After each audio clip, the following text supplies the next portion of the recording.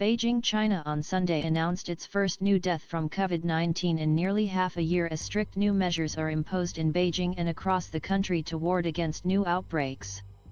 The death of the 87-year-old Beijing man was the first reported by the National Health Commission since May 26, bringing the total death toll to 5,227. The previous death was reported in Shanghai, which underwent a major springtime surge in cases.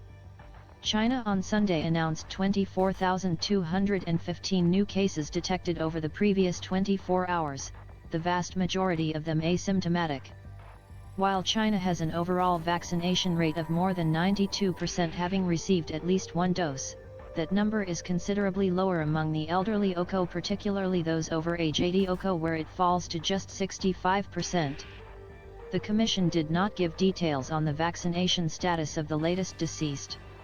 That vulnerability is considered one reason why China has mostly kept its borders closed and is sticking with its rigid zero COVID policy that seeks to wipe out infections through lockdowns, quarantines, case tracing and mass testing, despite the impact on normal life and the economy and rising public anger at the authorities. China says its tough approach has paid off in much lower numbers of cases and deaths than in other countries, such as the US. With a population of 1.4 billion, China has officially reported just 286,197 cases since the virus was first detected in the central Chinese city of Wuhan in late 2019. That compares to 98.3 million cases and 1 million deaths for the US, with its population of 331.9 million, since the virus first appeared there in 2020. China's figures have come under question, however, based on the ruling Communist Party's long-established reputation for manipulating statistics, the lack of outside scrutiny and a highly subjective criteria for determining cause of death. Unlike in other countries, the deaths of patients who presented COVID-19 symptoms were often attributed to underlying conditions such as diabetes or heart disease, obscuring the real number of deaths from the virus and almost certainly leading to an undercount. Critics pointed especially to this year's outbreak in Shanghai. The city of more than 25 million only reported about 24 coronavirus deaths despite an outbreak that spanned more than 2 months and infected hundreds of thousands of people in the world's third largest city. China has also defied advice from the World Health Organization to adopt a more targeted prevention strategy. Beijing has resisted calls to cooperate fully with the investigation into the origin of the virus, angrily rejecting suggestions it may have leaked from a Wuhan lab, seeking to turn such accusations on the US military instead. In all cases, the party's instinct to use total control, even using routine testing information to limit people's movements, has won out, with only slight concessions made to criticisms aired on highly censored internet forums.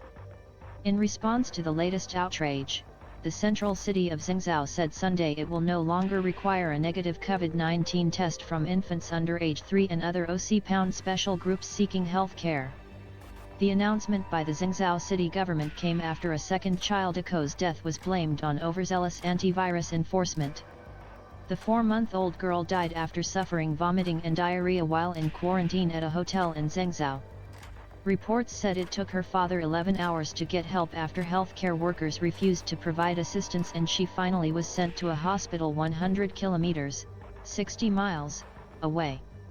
Internet users expressed anger at zero COVID and demanded officials in Zhengzhou be punished for failing to help the public.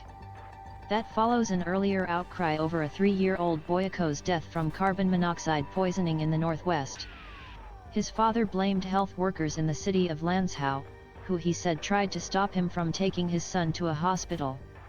Other cases include a pregnant woman who miscarried after she was refused entry to a hospital in the northwestern city of Xi'an and forced to sit outside in the cold for hours.